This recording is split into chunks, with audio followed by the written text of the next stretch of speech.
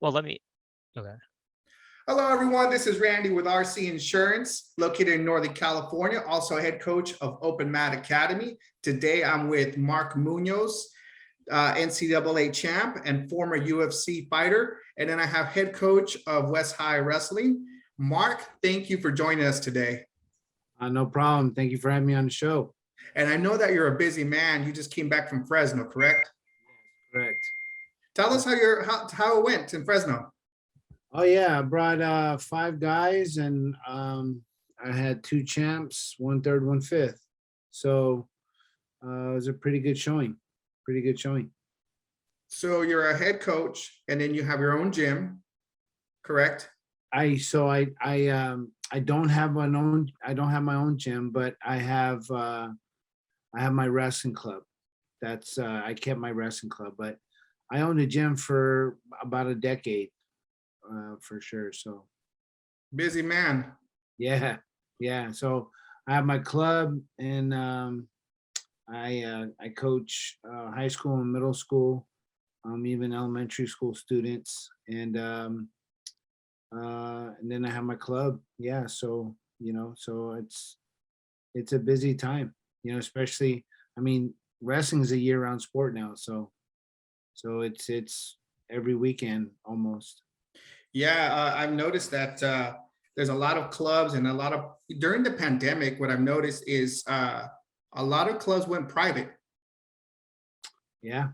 Yeah, I had the chance to go out of state for non-related wrestling stuff, and I was going to Montana, and we were boarding from California to Washington, and half the plane was all wrestlers. They were going to the Montana Open from Washington, Wyoming, Idaho, and it was really cool. But obviously the pandemic changed a lot of things. Going private sometimes seems to be the new way of doing things. Yeah, I mean, you get more liberty in doing things, when you go private. You get to run the club the way you want, and do things the way you feel it's necessary to do things. So I see why people do it. Mark, can you? I have a couple of questions that I wanted to start. Yeah.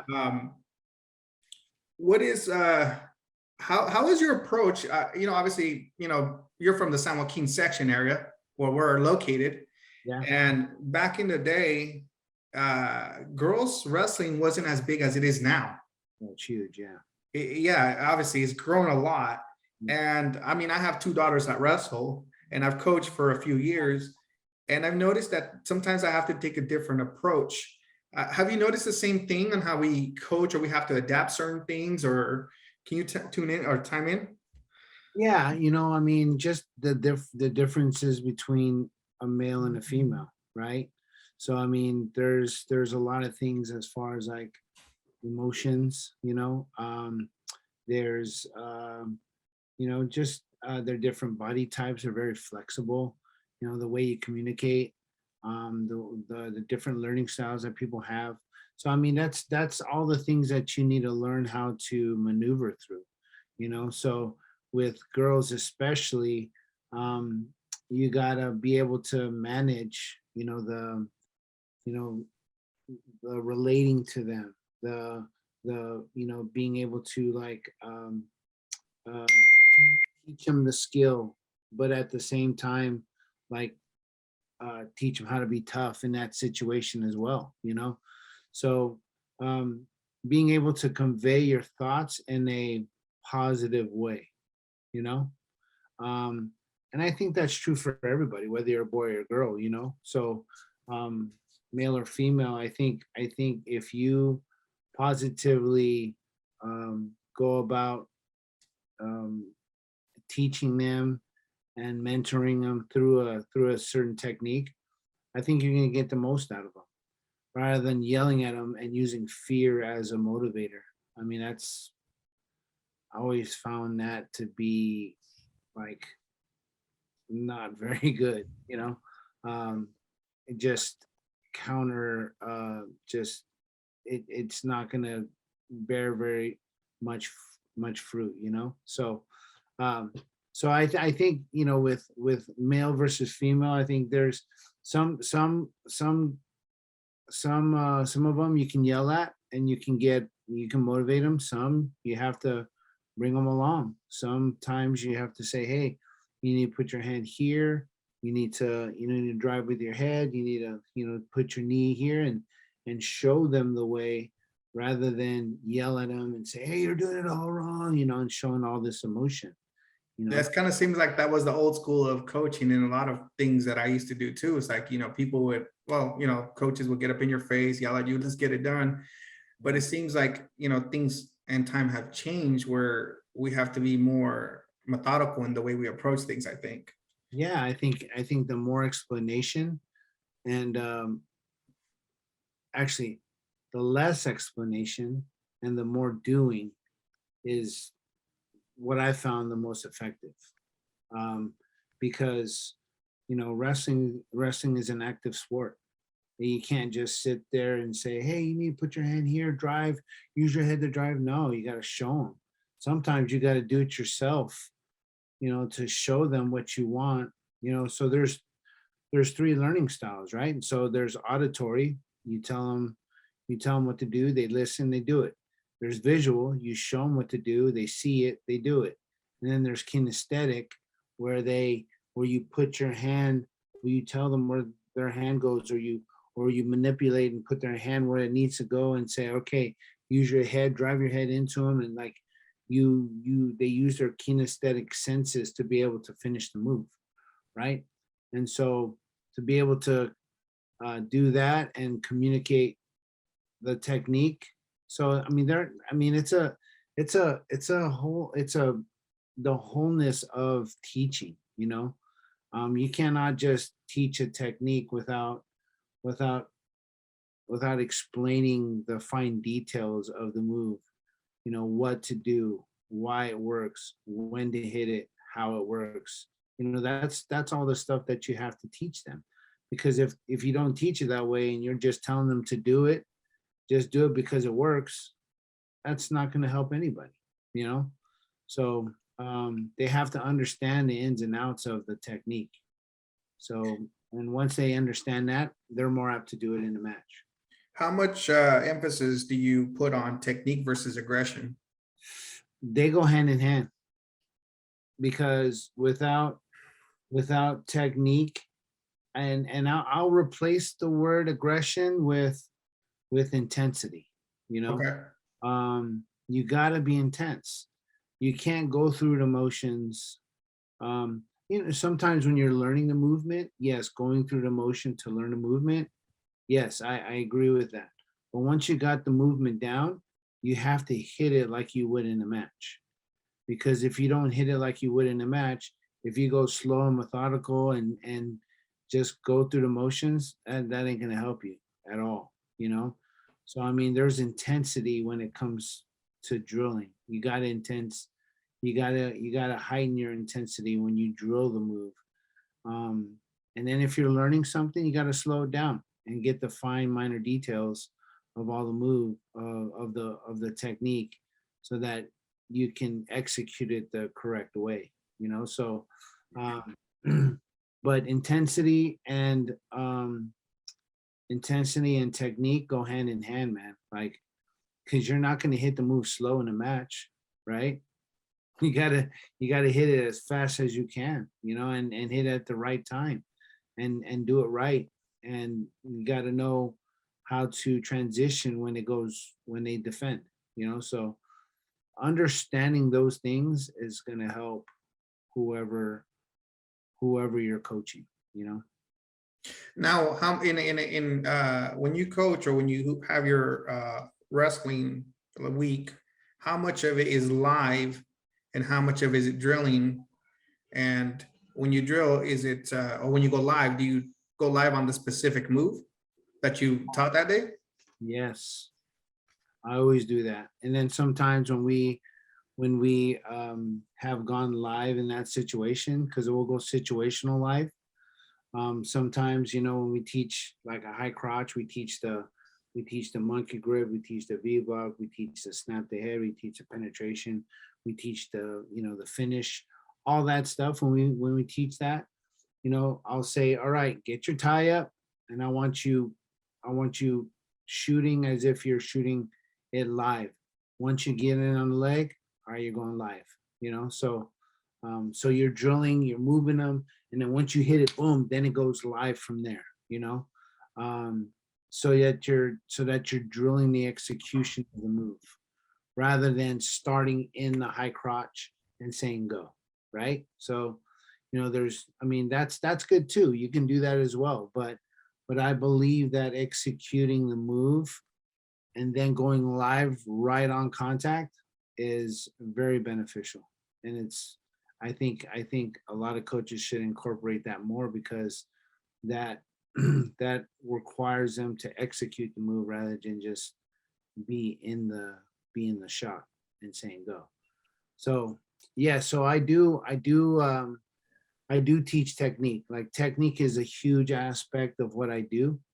And I spend a lot of time teaching technique. Now there's days where if I feel that we had a very hard workout the day before, maybe we'll just do like a light drill in some situations, or we'll just drill. It just depends on how they're feeling or how I see that they are and how far a competition is. So there's that concept of periodization, right? Periodizing there and peaking them for an event. So a coach has to understand that and has to understand, and communicate with the athletes. Hey, you sore? Were you sore? So being able to know that and understand and peak them and have them recover, because recovery is huge. Back in my day, recovery was not even talked about at all. It's how hard you can go and how long you can go. Now Nowadays, they have nutritionists, they have personal workout specialists, and it's a whole different animal, right? it's a whole different animal. Like it's so different. So that's something that we have to be able to um, teach our kids now is being able to periodize and peak for an event. And so you can't go red line it the whole year and expect to be great at the end. You got to have some recovery. So um, you know Go ahead, John. Coach John Yeah, has a few questions for you. yeah. So Mark, what's the main attribute, the main thing that you think a wrestler has to have to be successful in high school? And then do you think that changes in college? Is there like what are you really looking for? If you were, if you're a high school coach or you're a college coach, like what is like the main thing? I mean, obviously there's so many things to focus on, but is if you could just think of one of just the biggest thing, what would it be for you? I would have to say resilience. Um, like there's that saying, like, how hard you can get hit and keep going. Mhm. Um, there's there's sometimes I know I coach kids today, and some kids you take them down, they're like, oh, they're like they're like, saying ouch all the time. I'm like, okay, so wrestling is not for this kid. So Well, so how would you, I mean, do you have an idea on how to encourage that in kids or how to help, help teach them to be more resilient? for sure. So you just let them know, like, hey, this is a part of the sport. I mean, you're gonna, we have mats for a reason. So you kind of have to get used to um, getting thrown out. There's a difference between an owie and an injury. So you got to know the difference between the two. And so there's kids that you have to coach through and let them know that. But then there's kids where they're all about it. They'll pick you up and slam you, then they'll stand back up. I mean, Yeah. there's a lot of different. I mean, the spectrum is so wide and so vast that you might get kids that are super aggressive and you might get kids that are not as aggressive as you would like. And then you'd have to teach them and communicate to them how aggressive that you want them to be. Yeah. you know, and so that's, I think that's a huge thing, especially in wrestling, because there in wrestling you cannot, there's no such thing as a non-intensive wrestler, you know. Yeah. I mean, if you wrestle non-intensively in a match, it's not going to fare too well for you, you Yeah. know. So you got to learn how to be intense. You got to learn how to be aggressive. You got to learn how to, um, get thrown and come back, so I think resilience is, I mean, obviously there's, like you said, there's a lot of attributes that I think that contribute to somebody's success, but resilience is one. I would say, I would say inquisition is another, meaning that if they got stopped in a certain technique, if they were in a position and they didn't score, they should be asking questions. Yeah. If they got scored on, they should be asking questions, and then they should be drilling. So Yeah. another attribute is work ethic. They got to have work ethic, to be successful too. So it's not just one attribute that contributes to their success.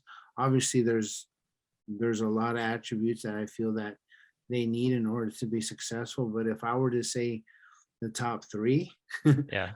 I would say those. So I would say, um, you know, you know, inquiring, or like inquisition, like asking questions, and I would say work ethic, and I would say resilience. I Okay. say those are the top three I feel that will contribute to somebody's success. And then obviously it'll evolve into other attributes as well. Yeah. I think to start out, I think those would be my top three. Oh, I think that's a great answer. And talking about resilience, you had a very long career, both wrestling and MMA. Um, how'd you stay motivated through all of that? And did you ever felt like you got burnt out? And if you did, how'd you recover from that? So I mean, I'm a big dude, and I'm a big guy, and uh I cut a lot of weight. And when I was in college, I cut a lot of weight. When I first got to Oklahoma State, um, Coach Smith said, "Oh, we need a 167-pound weight um, wrestler. So you're gonna fill that spot, Munoz." I'm like, what? Like, I was a number one recruit at 189 pounds, and they dropped Yeah. me to 167. That was before they changed the weight classes to 174, right? Yeah. I'm like, oh my gosh, all right. So, all right, you're John Smith. So whatever you say, I'm gonna do. And that's what I did. I dropped down to 167, and I wrestled like poop. Like not good at all. Like I wrestled like like I didn't know how to wrestle at all. I got tired. I couldn't last more than one period. I mean, it was just really bad. So finally, after my second year, I had told coach, I said, "Coach, I need to go up." He said, "No, you're just doing it wrong. You need to be able to learn how to cut weight and eat the right things. You can't be eating that dang rice all the time. You know, you got that dang rice cooker cooking all the time. You're eating that damn that white rice." And I'm like, "Ah, coach. I mean, that's my culture, but um, you need carbs." and so he basically was like, "You need a cut," And so finally, one day I was like, "You know what? I'm gonna go up. I'm gonna go up, and I'm gonna make sure that he understands that me going up is the way to go." So I went up and I lifted for the whole summer, and I came back at 230 pounds. Just, Wow, big difference. yeah, Yeah. different. And he goes, and I came back drilling with JJ McGrew because he was trying to make an Olympic team in the year 2000. and he had to wrestle Joe Sherritt for the spot. And so I was wrestling with JJ, and coach was watching me, and he goes, Munoz, is that you? I go, yeah, coach. He goes, son, are you on steroids? I go, no, coach. He goes, lift up your shirt. I lifted up my shirt, and I was like, I looked strong, like I wasn't fat, I put on some muscle. And he goes, son, you've been sticking a needle in your ass? I go, no, coach, I swear I haven't. I just been lifting. He goes, then you get damn heavyweight, so I was like, oh, shoot, so anyways, I got down to 197, and I was ranked number 1 both years and was an All-American both years, and I won it my senior year, so should have won it my junior year, but hey, stuff happens, and it's all good. But yeah, I went up, and it was good. And so when you talk about burnout happens when you're burning a candle on both ends, and there's no more wick left. You know what I'm saying? So you don't ever blow it out. You just keep going the whole time. And so the candle will dwindle, and it'll be gone. Yeah. So that's the thing, is you got to shut down sometimes. You got to blow that candle out so you save that wick, so a lot of times, guys believe that you have to go when you have to be able to recover. Recovery is just as important as go. So, you can't just be lifting the whole time, lifting heavy every day, and not expect your muscles to grow back. If you just keep lifting, your muscles won't grow back. They won't. Yeah. So that's just how your body reacts. It sounds like cutting the weight must have been a pretty big. I could see cutting that much weight really burn you out. I'm sure you felt way better at 197, and I bet. Is that what you're kind of getting at too? Is like if you're doing something where you're not. It sounds like you weren't happy either. If you're not wrestling good, you're probably not too happy. Yeah. But then once you found that right weight for you, then that obviously must have turned things around. Was that like a big different, like thinking back, or you like, man, I was like down here, now I'm up here? Is that huge difference? Yeah. And it was like a domino effect, right? So when I had to cut that much weight, I had to go in and do extra work. I had to go in, weight, and get on the bike. And I literally sometimes, and I didn't know how to do it in diet. I would eat an orange and then take a nap, and then go back to the room and get on the bike and ride the bike for 10 minutes on, 5 minutes on, 10 minutes on, 5 minutes off. And then I would sauna for like 10 minutes and get back on the bike, 10 minutes on, 5 minutes off. And it would just be like that whole cycle until I would get my weight down.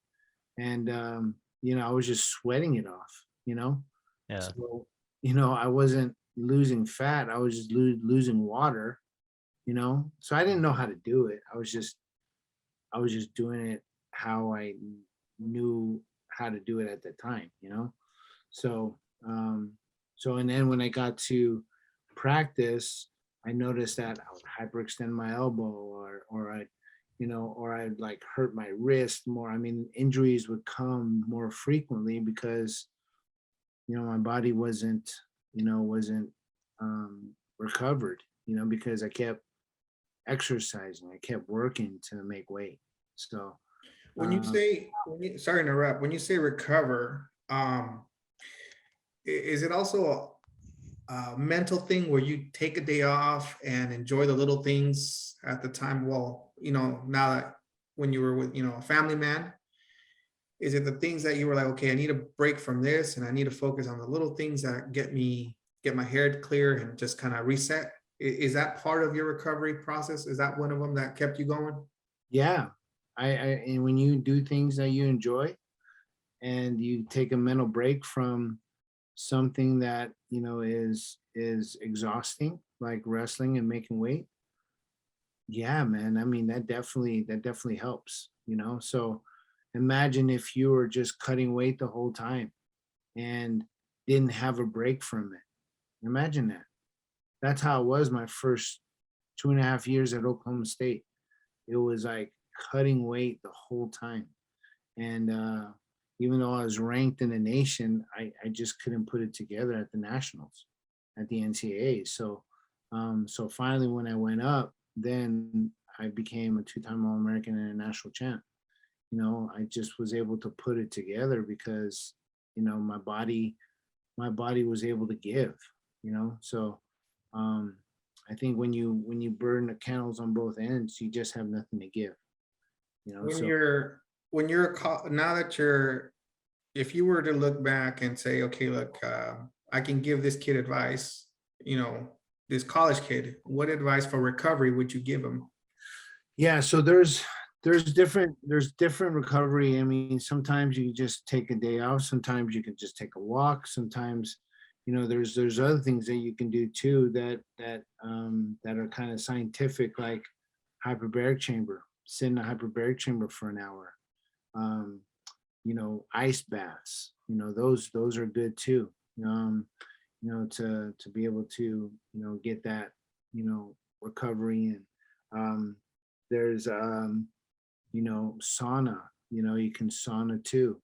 So there's a lot of things that you can do to be able to recover. Sometimes you need to go out and take a walk with your wife or your significant other, just to take your mind off of things, so or just kind of like do something else, like play volleyball, which I like to do with my family, or go to an amusement park and walk around, or go to a movie, have a day off, don't do anything, so I mean, those are just a few things. I said I rambled off a lot of things, but yeah, I mean, being able to kind of let your body recover and come back. And I think hyperbaric chamber, if you have access to a hyperbaric chamber, oh man, that's so good for you. And if you're watching this podcast, if you're watching this, do your research on hyperbarics, and you'll be very surprised on how well your body will come back. And cryotherapy, that stuff too. Cryo. Cryo. Yeah, that stuff is cool too. Yeah, you standing in that little chamber, and like for 2 minutes, you just have to stand in there. That's so good for recovery as well. I have a question to follow up with this. Mental toughness. How has mental toughness helped you in the sport as an athlete, but also as a coach and now as a businessman? Well, obviously those also transition into different fields of your life. Can you elaborate? Yeah, mental toughness is something that some people innately have, and then some people have to learn. So you can teach mental toughness. I mean, it's like a lot of people feel that you either have mental toughness or you don't. But if you put a person in a situation where they have to be tough, then they have to put on their big boy pants and like get it done. So if you don't give them a choice and they have to be tough in that position, then you got to keep putting them there until they learn how to be tough. And I think it helps in every aspect of your life. Who knows, man? You might be in a situation where you're in a position where you lost your job and you need to find another job, and you're kind of you're anxious and you're freaking out because how are you going to provide for your family? So you need to put your big boy pants on, start researching and start looking for jobs to be able to make money for your family. It's the same thing. Like if you were like, you gotta cut 5 pounds to make weight, it's not going to come off just you just sitting there. You gotta be able to do something. about it, you know. So you know, wrestling teaches you a lot, and I truly believe like wrestling is a sport where you're where you have to have the balance of a ballerina, where you have to have the toughness of a of a you know of a water Gl- polo player, Gladiator. a gladiator. You got to have, you know, the explosiveness as a track athlete. You got to have, you know, that's it's all encompassing. You got to have the flexibility as well. You know, I mean, if you don't have those things, then you'll be limited. You know, so you know, I believe that wrestling is a like as a whole, it encompasses um, everything you need to be you know an all around athlete. I think before we started the recording, we talked about a little bit about faith, and I believe that that's true. And I think part of mental toughness is knowing how to take defeat, but learning from it. Yes, Because we're all going to fail at one point in our lives.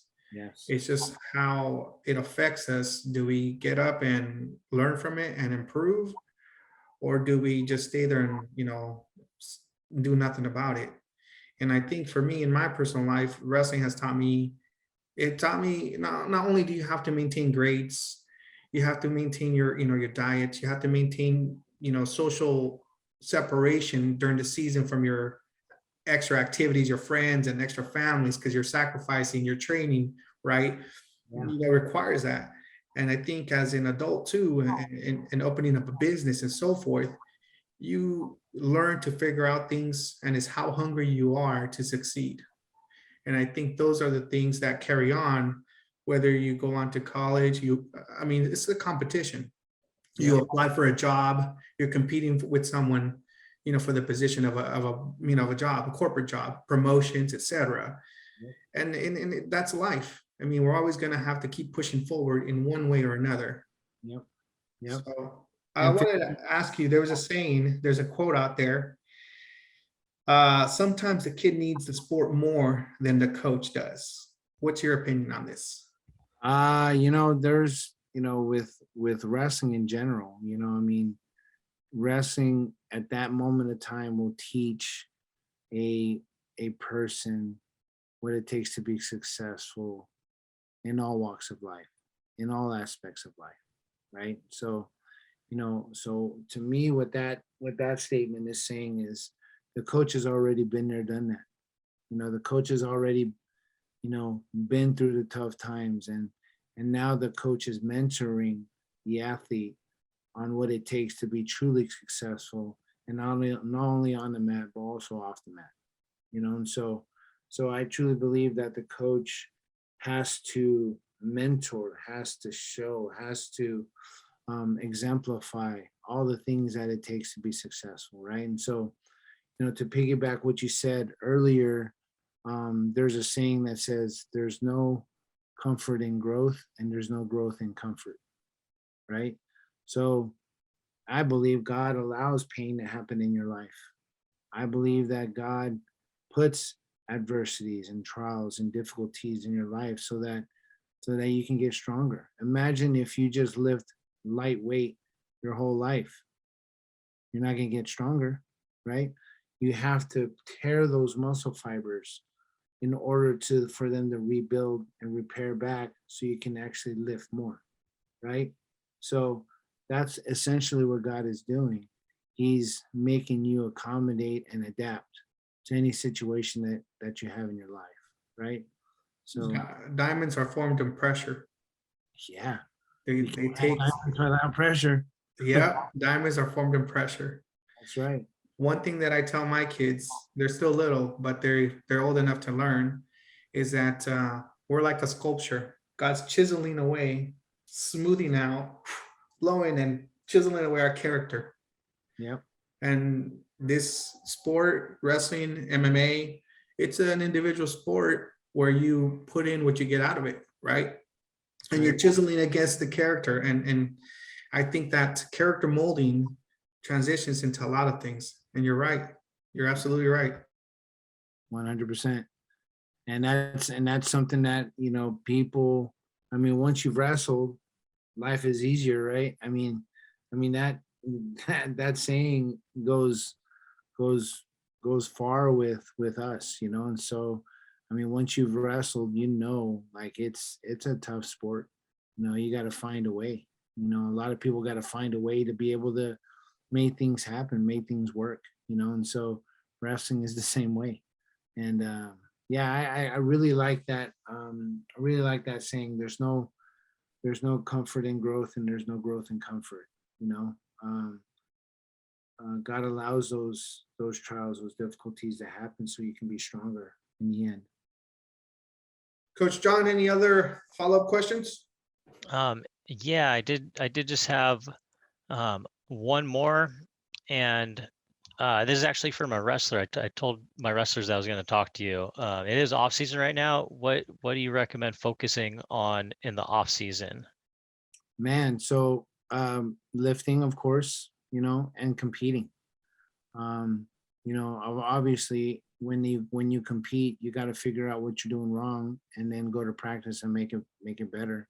Mhm. Obviously, you don't have to go 5 days a week. You can go 2 days a week and compete on the weekends, and go up a weight class. Have fun. Yeah. I would go to tournaments, and I started late.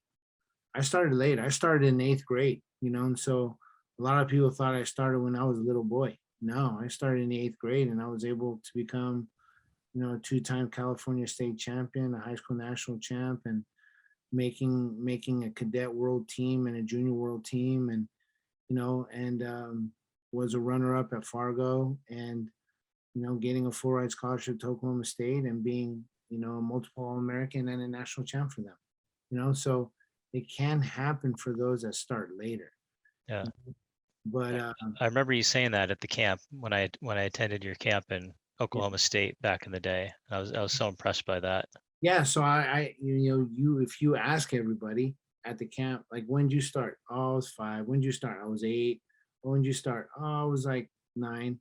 I'm like, whoa, I started when I was 13. So, but some guys, Tervel Delognev, he's our heavyweight Olympian and world team member. He started when he was 15. So um and the guy is a beast. He's amazing.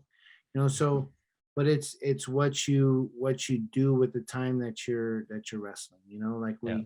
we're talking about, right? And so being able to, inquire about the things that you're doing wrong, and make sure you're drilling it, and have the work ethic to be able to, not waste any time, and drill those things that you need to drill to get better. So, like, if you get in a position you don't score, that's a question.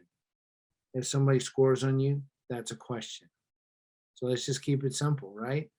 So if you get in a position you don't score, that you should be saying, "Hey, coach, how do I score from there? Can you show me?"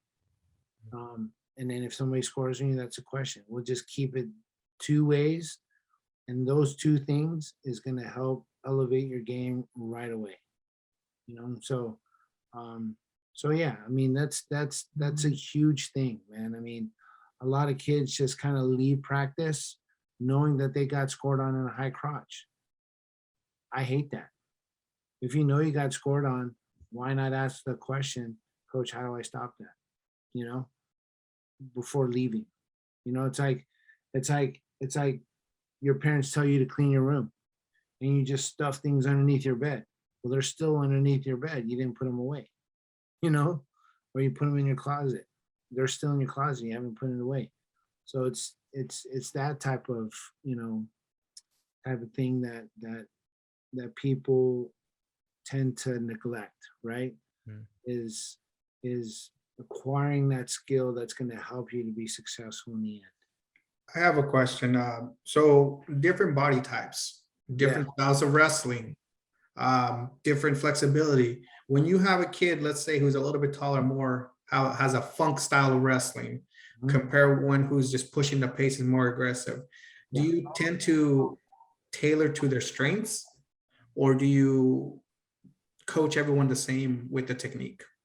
So I like to say, and I say this all the time, is I don't like to change anybody, but I like to add to them, you know?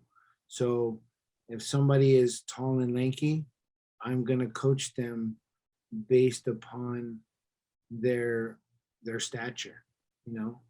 Tall and lanky guys can go for ankle picks. Tall and lanky guys can push and pull and snap guys a little bit easier. Tall and lanky guys have the opportunity to like get on a guy's head and drop down, you know, those types of things, you know. Tall and lanky guys can leg ride, you know. Tall and lanky guys can get a really tight waist chop, you know. I mean, man, I mean, tall and lanky guys are tough to wrestle if they know Yeah. length, right? I had a partner in college. His name was Mark Branch, 4-time finalist, 2-time national champ. He was my teammate and coached me for 3 years after he was done. And he's the head coach at Wyoming now. He is 6'4", and he wrestled 167 pounds. Oh, wow. Yeah, look him up. He was the tallest guy, but the lankiest guy, and he was a beast of a guy. Like, he got on top of you, you ain't getting out, you know. And so yeah, so I mean, all body types are good if you know how to use them, you know. And so, which is something that I was able to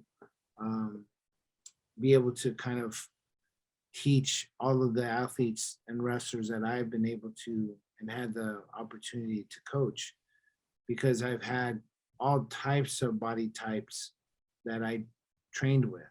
You know, I had the tall and lanky, I had the short and stout, I had the athletic, you know, movement guys, I had the strong, you know, smash you guys. You know, I had all types of body types, and you know, I have the knowledge and be able to add to you rather than change what you do, you know.